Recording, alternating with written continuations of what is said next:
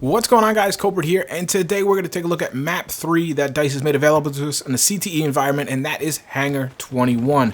This map, let me tell you, I had a really hard time with this map. First, I started playing, I was running around just trying to see the sights. It was one of those maps where, or matches where you just can't get in the groove. I don't know if you guys have had those. I get these every now and then. I just can't get in the rhythm. I feel like every time I turn a corner, get shot in the back. Every time I clear a room, as soon as I run out the door, someone comes in and shoots me. It's just one of those matches. It happens every now and then, especially on new maps. It's more likely to happen. This one specifically, too, I felt like every time I shot my weapon, I immediately got sniped or I got pounded by a chopper. And I was almost scared to shoot. There was just so much going on. I had such bad situational awareness that I didn't know where, if I was in a danger zone, in a secure spot. With the hills and the launch pods, you never knew if somebody was going to be behind you. It was chaotic, and that's a good way to describe this map. It's very chaotic, for me, at least at the first. Obviously, as you get some experience, that will settle down. Another way I would describe this map is it's a bit of an enigma. There's no really other map like this in Battlefield 4 at large. Almost possibly, maybe even Battlefield 3. I'd have to sit down and think a little more about that. It's very unique, at least on Conquest. Plays very linearly. Plays very linear. Almost plays Rush. Like, the Conquest almost plays like Rush. It's very interesting in that sense. It reminds me like kind of like playing reverse Damavand. You're playing like up this cliff, up this hill into the mountain, mixed in with a little Operation Mortar. And, you know, anytime I'm playing up a mountain, I bring up Operation Mortar, and of course throw in a whole bunch of snow. And you kind of have the gist of this map. Now, this map's pretty big. It's not huge because it plays almost like two maps. There's the inside of the hangar that you guys are seeing with the big Titan there being worked on. That's a massive area. That's almost as big as the outside. Again, that plays very linear as well. Lots and lots of verticality. Outside, basically has a bit of a fishbowl effect. Sniper heaven, you're going to take a lot of a pounding from air assets. Again, I'm doing this from the perspective of an infantry guy. So if you're an infantry guy, basically that's what I'm talking about here. If you're not so much, then, you know, take it with a grain of salt. I'm doing it from that focus, obviously. Boots on the ground, gun in my hand. That's how I like to play, so that's how I give you my reviews. It really plays like two maps, basically. One outside, one inside. Inside the hangar is equally as large. The problem is the hangar has a lot of vertical levels you have to watch, so it can be very overwhelming, especially initially. Again, this review is based on like an hour or two of play. Not enough to typically do a review, but since that's all they're giving us, I'm just giving you guys my impressions because people appreciate that, and I like when other people do that as well.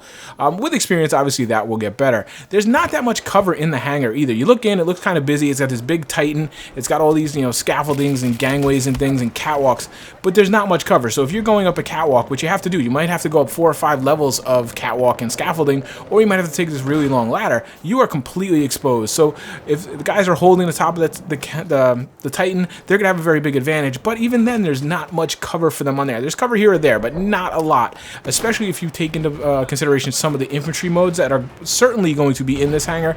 If they don't add more cover, it's gonna be very interesting to say like 40 or plus domination mode is not. I don't think there's enough cover to go around. So it can make really good gunfights, or it can make it kind of really sluggish and not so fun. I don't know. Only time will tell. I'm very intrigued to see how this plays on those infantry maps.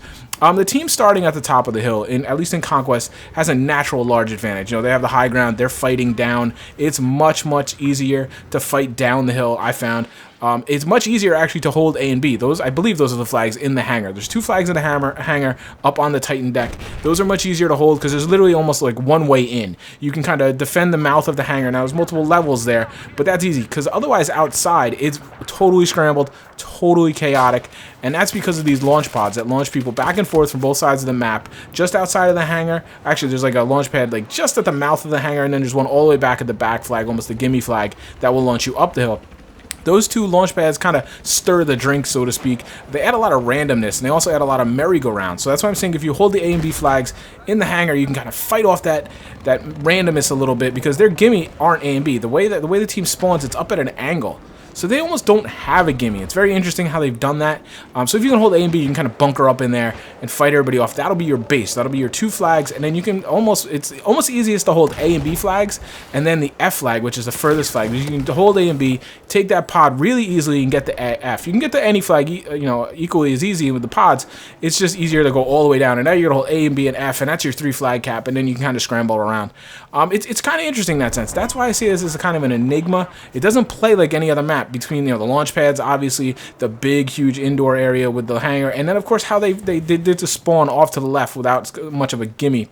The pods, as much as they can add randomness and that merry-go-round effect that I don't really care for, and that's kind of why I shy away a bit from Conquest at times, the pods are absolutely vital, because otherwise this map would be a total spawn trap heaven, I think. It's just the team fighting down the hill would eventually push everybody back, and they'd be pushed back into F, and it would just be a nightmare. So the pods, you know, they add that effect.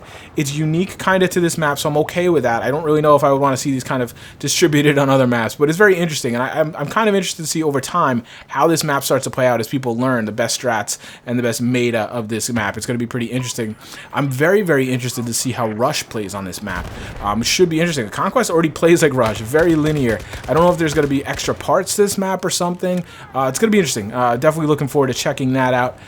Almost, like I said, almost definitely all the infantry modes are going to be played in that hangar, I would imagine. Pretty cool spot. Definitely looking forward to learning it. Probably a little too much verticality in my opinion, but that's okay, because the other ones, you know, we have these infantry modes indoors on all the other maps as well. So if this one's going to be unique in its sense with the verticality, I'm okay with that, and I'm anxious to kind of learn it.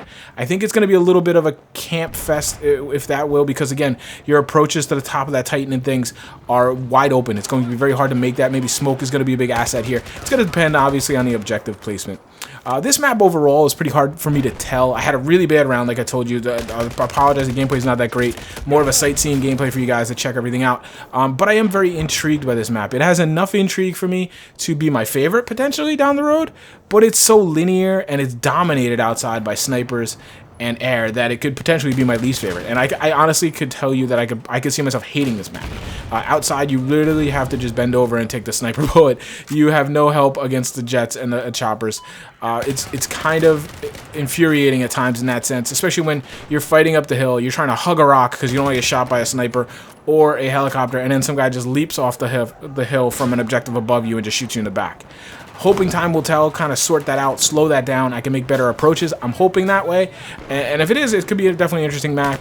If nothing else, like I said, it's a bit of an enigma. It's certainly unique. You guys are going to enjoy trying this one. I've heard a lot of guys really, really like this one. So I'm kind of thinking I might have just had a bad experience the little time I got to play. But what do you guys think about Hangar 21? I'm really interested in hearing about it. This one seems to divide a lot of people. Hope you guys are enjoying the CTE. If you've had a chance to check it out and play it yourself. If you haven't, guys, guys on console, please, let me know if there's certain things you want to ask me and want to see, and I'll do my best to facilitate that for you guys. Have a good weekend, guys. Talk to you soon.